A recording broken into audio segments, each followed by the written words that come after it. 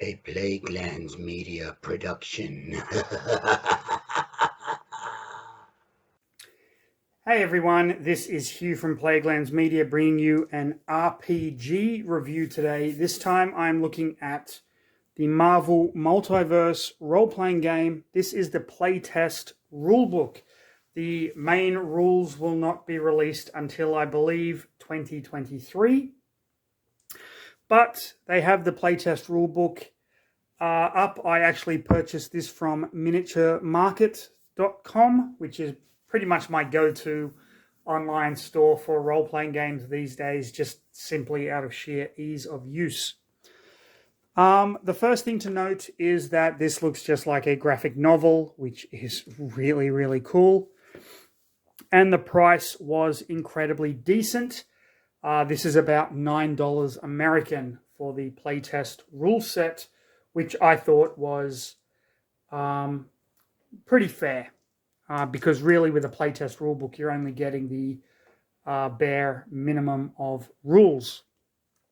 So let's go through this. Starting with the gimmick. Every RPG system has a gimmick, and in this case, this is the 616 gimmick. As you know, Marvel continuity, there is the Marvel Multiverse, but the main comic book continuity happens in the 616 universe, which is basically what this rule set is. This is all you need. 3 dice. One of them should be a different color to the others. The rulebook, this playtest rulebook does say that there will be actual dice printed with, I believe, the Marvel logo on the one for reasons that will become apparent very soon. But you can use any dice, just make sure that one of them is a different color. Or if you have only the same colored dice, that you just roll what is called the Marvel dice separately for reasons, as I said, that will become apparent. So let's jump into this book. We start out, first of all, we have some great comic art. Everything is color coordinated, which I thought was very helpful. An introduction, what is a role-playing game, what you need to play. This section here, play it safe, be considerate to others, having a session 0, all of that is fine. I am getting a little tired of RPG rulebooks having to state that you should be nice around the RPG table. You shouldn't engage in things that will make other players uncomfortable. I understand that from the point of view of playing at conventions and things, but when it's just friends, I don't know. It just reminds me of how how snowflakey this world is becoming. And I don't say that like it's a bad thing. Everyone is entitled to feel, safe and comfortable at a gaming table, especially when you're gaming with people that you don't know, which is a very real thing these days with online gaming and places like Roll20, Discord, and virtual tabletops and things. But the fact that, we have to spell it out in rule books now just shows you how quickly our society is kind of degrading. It's actually a little depressing. But with that said, I do appreciate the language that they use here. It's very well written. So that's something to kind of keep in mind. Now, the core mechanics of this game are actually really simple. Roll 3 dice, add your ability scores, or ability modifiers, I should say, and try and hit a target number. You get bonuses for having your skills and powers, and you get negative, kind of like negative numbers, depending on how challenging the thing is. So you take your 3 dice and you roll them. And you add them together, plus whatever, and there you have it. What's so special about this? Well, it's this dice here. If this dice lands on a 1, which is considered the Marvel side of the dice, it's automatically counted as a 6, and it's considered a fantastic roll, so something good happens. If all of your dice come up 6, 6, and the Marvel symbol, that is an ultimate fantastic roll, so that is counted as a 6, and something even better happens. If you get a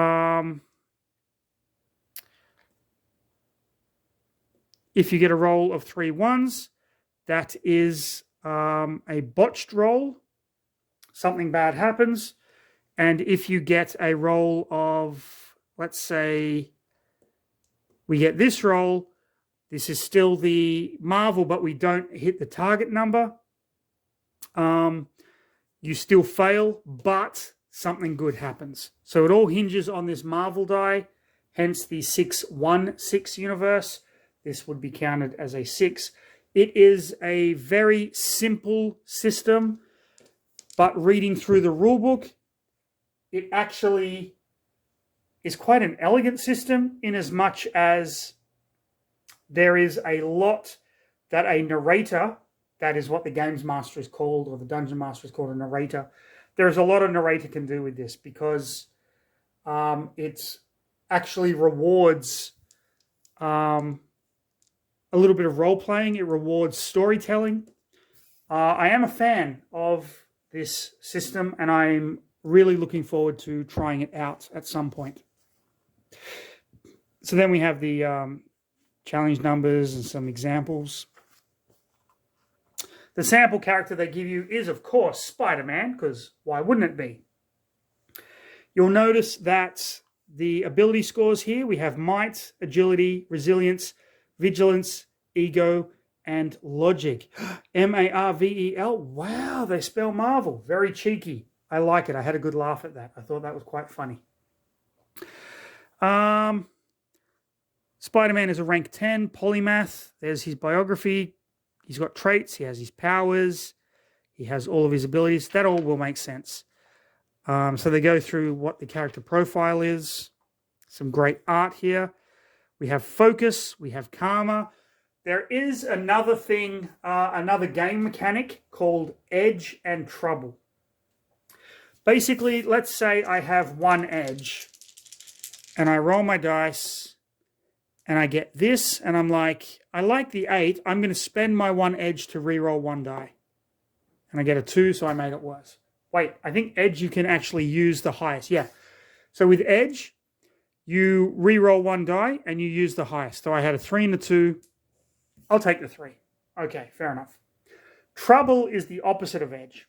However, whoever is causing you the trouble rerolls, picks the dice and rerolls the dice. So let's say my character is fighting an agent of Hydra and I roll to attack, but the agent of Hydra has caused me trouble. Okay. You know what? That's not a good roll. So, okay, look at that. 6, 6, 5. The agent of Hydra has caused me trouble. The narrator can go, I'm spending 1 trouble to reroll that, and I just lowered it by 1. Not that that would make much of a difference, but you get the idea. Edge and trouble cancel each other out. If a character has 2 edge and 1 trouble, the trouble and edge cancel out. He's left with 1 edge. You can spend as many edge as you want. So, for example, I have 3 edge, and I go, all right, I'm going to re-roll the 1, spending 1 of my edge. I'm going to re-roll this, spending my 2nd edge. And I'll re-roll it again, trying to get that Marvel sign, which I failed. But I'm going to still use the 4. So that's how edge and trouble work. It's just a luck mitigation mechanic. But in the scheme of things, I think it's going to work really well. We get karma.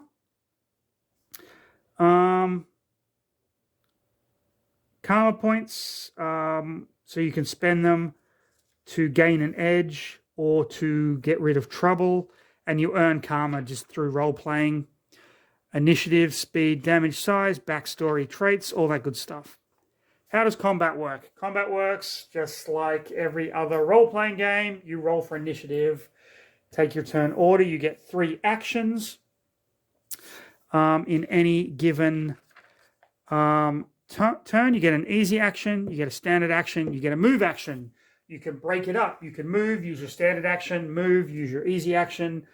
You can basically do everything that you would do in regular role-playing games. You can hold off on using your actions, and they tell you what reactions are, what types of movement you can do. Flying, gliding, swing lining, teleporting, sneaking, towing. There's falling damage, dealing damage, all the regular stuff there. All determined by our lovely 3-sided dice. Which, if I'm going to be perfectly honest with you, I do love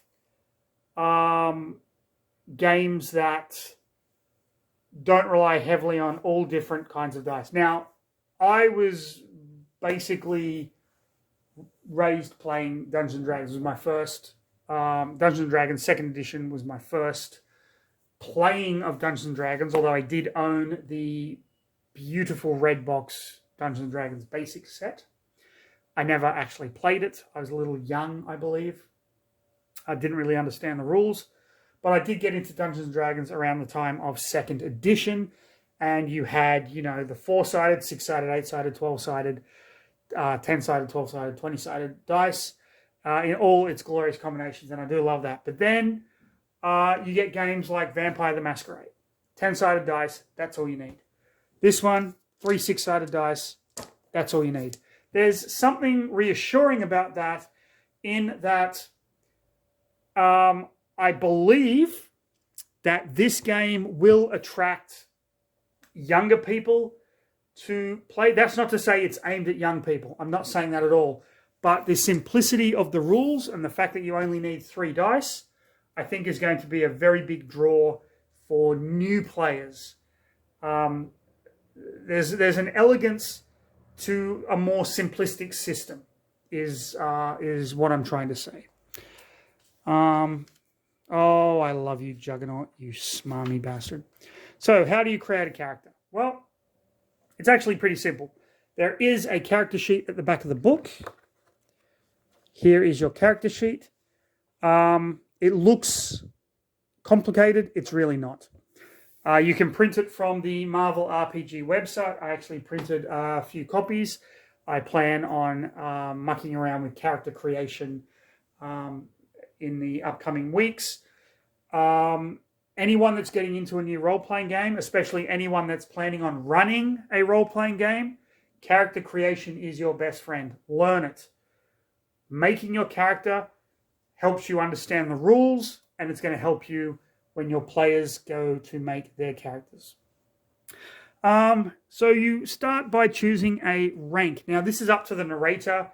You can have rank 1, 2, 3, 4, 5, 6, 7, 8, 9, 10, 11, 12, 13, 14, 15, blah, blah, blah. Rank is basically how powerful your characters are. In comic books, not every character starts at street level. You have characters like Captain Marvel, I believe is rank 25 in this. Spider-Man was rank 10. You can start with a fledgling hero. You can start with a hero that has already established themselves as a superhero with powers. The rank just determines how many points you have to buy and what powers you can buy. That's all. Pick an archetype, character concept. Are you part of a team? Work out your ability scores. Work out your powers. And all of these are determined by the choices you make, which is kind of interesting. So what choices, and then we just fill out the other crap. So what choices do you make? Well, choose an archetype. You can be a blaster. These are characters like, I believe they give you archetype. Archetype rundown. Archetype, yes.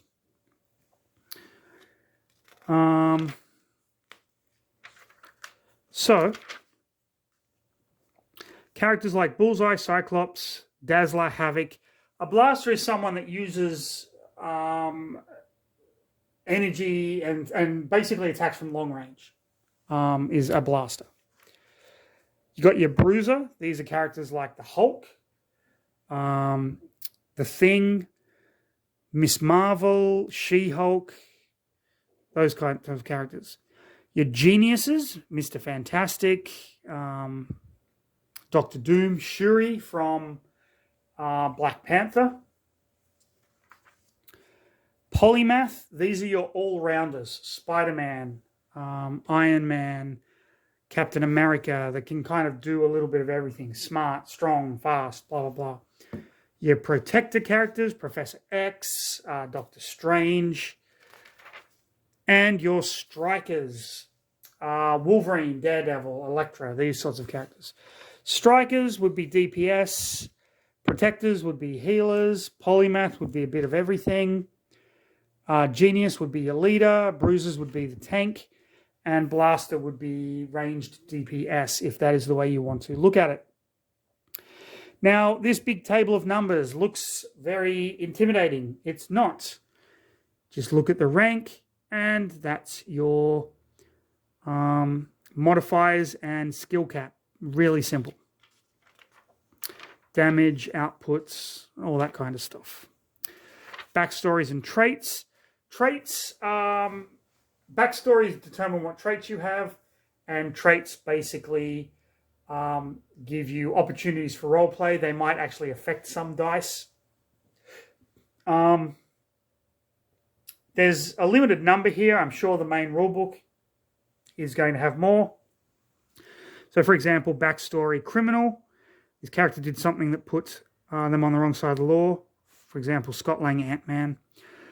Traits, black market access, connections, criminal, streetwise. So you just have these traits, and then you go and look at what the traits are. So black market access, the character knows where they can buy and sell illegal things. Again, it's just role-playing kind of story elements. But, for example, battle ready, the character is always mentally prepared for a fight, add +5 focus. So, so your two main stats, like your health and your focus. If your health drops to 0, you're taken out of the fight. If your focus drops to 0, you're taken out of the fight. Focus is whittled down by like psychic attacks and things, whereas health is by physical damage. There's Forge, like Widow. Then we have our powers. Now, the power sets presented in the book are basically the sets that come with the pre-gen characters. I'm sure there are going to be an absolute ton more. It would not surprise me if there is going to be a little bit of everything. Battlesuit, blades, cybernetics, firearms, pardon me, energy control, martial arts, plasticity, shield bearer, spider powers, super strength, tactical mastery, weather control, and then the utility powers. Anyone can take these. When you choose powers, you are usually going to choose, for example, a rank 5 character would choose 5 powers between 2 different power sets, or 6 powers if they stick with 1 power set. Okay, so you can see the power set here. Let's have a look at Battlesuit. Anti-dazzle optics, armor 1, effect resistance, extended reach 1, lock-on, mighty 1, titanic frame. So you can pick, let's say you are a rank 5 character with a Battlesuit. You could pick 1, 2, 3, 4, any of these. You can also pick the utility powers, but they don't count as a power set. So let's say I wanted armor 1. I can't pick armor 2 because I'm not rank 10 yet. I'm only rank 5, but I have armor 1. I'll pick mighty 1, and then I could pick mighty 2 because I am rank 5, but I can't get mighty 3 until I hit rank 10. So there are restrictions on the powers that you can get. This reminds me quite a lot of World of Warcraft, your talent trees and your skill trees. It's a very, very similar system. So you have all of these kind of different power sets. So you can mix and match. I mean, you could have a character who is in a battle suit with weather control. Or you can have shield bearer with spider powers. So kind of like make a hybrid Captain America Spider-Man type character. This is what I freaking love about the character creation in this game. It's choice. It's not dice rolling. It's not every rank 1 character starts with the same powers. You can pretty much make any character you want to. I was toying with the idea of making a character. Back in the day, I wrote a 4-issue comic book series, which my friend and I never got around to doing, but I'm sure we're going to pick that up in the future, called Halloween Man. Halloween Man was a guy who got stronger as people around him got frightened. Copyright. Okay, I'm copyrighting this idea. This is my idea. So looking at these, I could take from the super strength, and I believe there is what was the one that I was looking at? Energy control, because they can create illusions. So combining like a character that makes illusions to make people more afraid, and then that enhances his strength, I think is just a really cool, a really cool idea, and something that I was going to kind of toy around with. And then you have all the descriptions of the powers, what exactly they do. Sometimes, let's say I'm going to use, where is an example of it?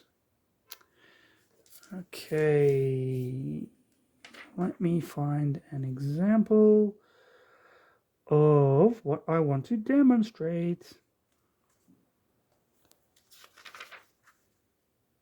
Okay.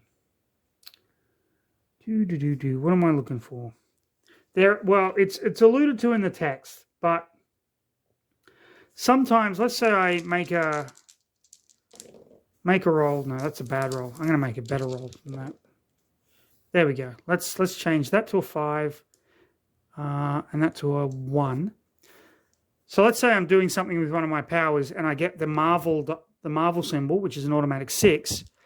Sometimes something else will happen if you roll that Marvel symbol. This is alluded to in the actual rulebook, which I think is really cool. I think it just shows you that the power is going kind of above and beyond, which is pretty wicked. Oh, there's Spider-Gwen. Then we get our pre-gen characters. We have Black Panther, Captain America, Captain Marvel, Groot, Iron Man, Rocket Raccoon, Spider-Man. This is Miles Morales Spider-Man. Peter Parker Spider-Man is at the front of the book. Storm, Thor. I don't agree that Thor is a polymath, however. I think Thor should be a bruiser, but that's just my opinion. And Wolverine, because every Marvel thing has to have Wolverine. So these are the pre-generated characters, specifically created and designed to be used during the adventure that's in the back of the book. We have a little bit on the narrator, and then we have the adventure Enter Hydra, which I'm not going to show any parts of.